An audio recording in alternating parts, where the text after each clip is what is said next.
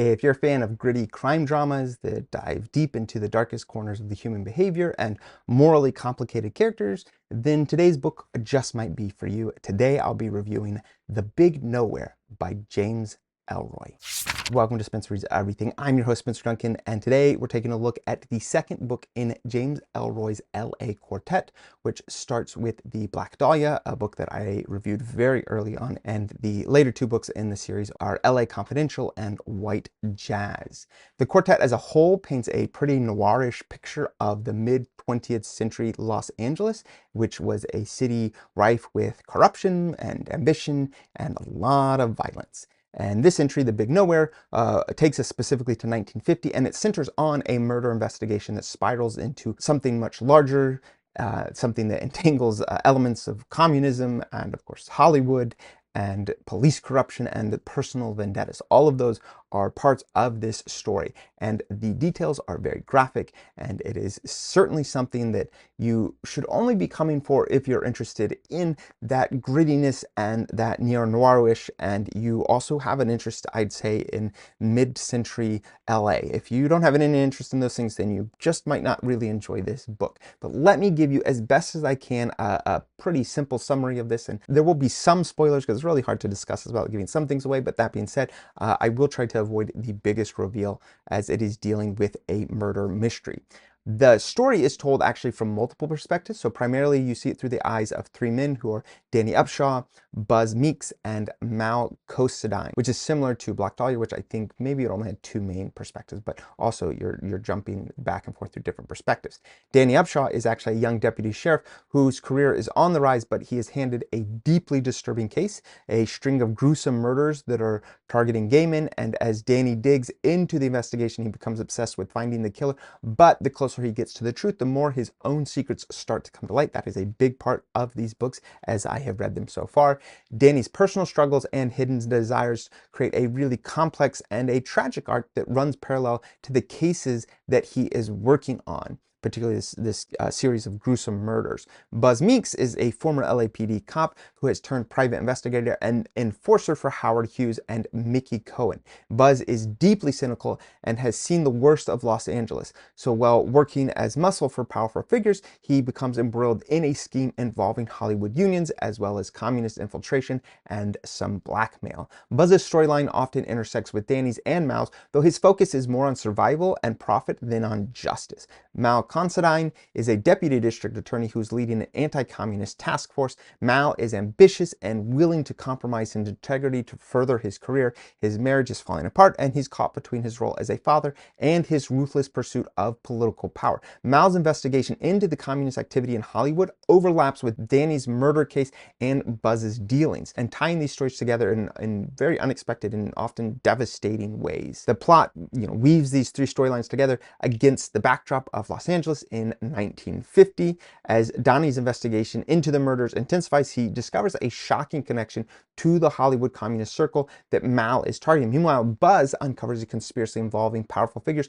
who will stop at nothing to protect their interests. The tension builds as each character's action bring them closer to a deadly confrontation. And then, of course, the murder case, gruesome and compelling, takes a backseat at times to the broader themes of corruption and moral decay.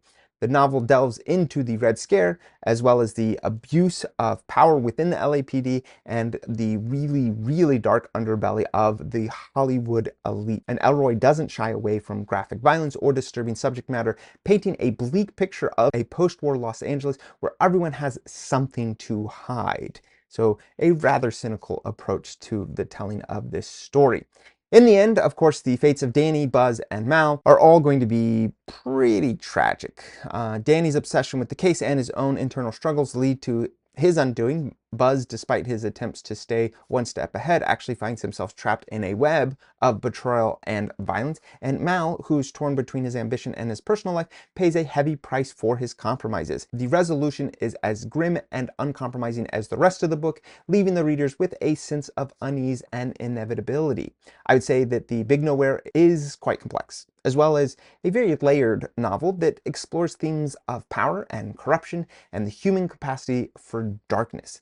The historical detail and Ellroy's signature prose creates an immersive if harrowing reading experience. This is the thing for which he is most praised for, the intricacy of the storyline, as well as the prose and all of the slang that he uses, and that of course leads to, in my opinion, an excessive use of racial slurs. That seems to be one of the things that supposedly makes this authentic and real, and I certainly think that there can be a place for that, but I think he overdoes it. As a matter of fact, the book is full of incredibly grim descriptions and this constant use of just very belittling language, not just racial slurs, but just a lot of very negative energy in these books. And probably somewhat reflective of the time period, at least of some individuals.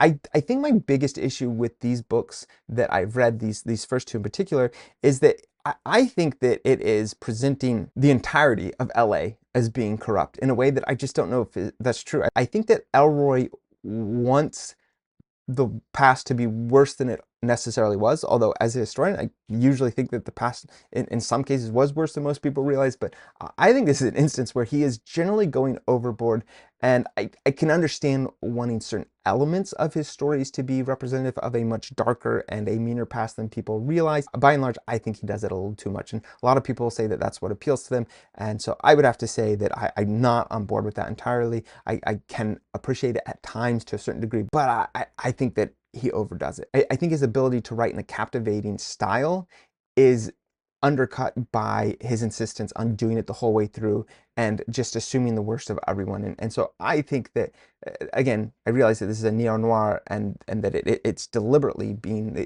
dark, trying to show a culture of corruption and seediness. I recognize that that's like the primary purpose of these books, but I have to say that I can only take so much of it. And so for such a long book, that after a while, it certainly drags on me. And that would be my general assessment of this book. So who's this book for? Well, you have to be into neo-noir. You have to be willing to take on a whole lot of very crass and derogatory language, and of course dealing with this assumption that pretty much everyone in the 1950s, anyone in power, was incredibly corrupt as he presents it here. That is all going to be part of this, and if you're interested in that, which is going to be appealing to quite a few people, then this book is going to be for you. And I will say that he is an incredibly talented writer. I mean, the reason I picked this book up is because his works are very highly praised, and I can see elements of it. I'm just saying that for me personally, I can only take so much of that in a book of this style. So is this book not for most people? I mean, in terms of its rating, it's definitely rated R. In terms of the graphicness, the things that it deals with, all of the adult topics I feel like are in there, and to the extreme.